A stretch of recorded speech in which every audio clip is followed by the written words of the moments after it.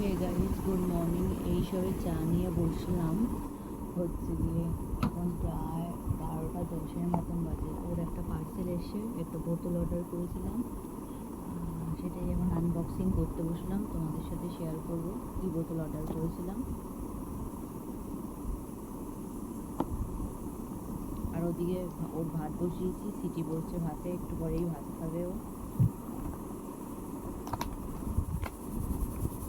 যদি ভালো না হয় রিটার্ন করবো। এবার কীরকম কি বুঝতে পারিনি। ও ভালোই এসছে, স্টিলের বোতলগুলি অর্ডার করেছিলাম, দেখতে তো ভালোই।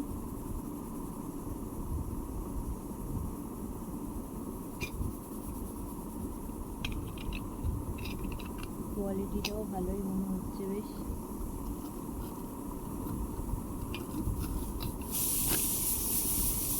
নেপিলও আছে ভিতরে একটা, জাস্ট বোতলই অর্ডার করছি।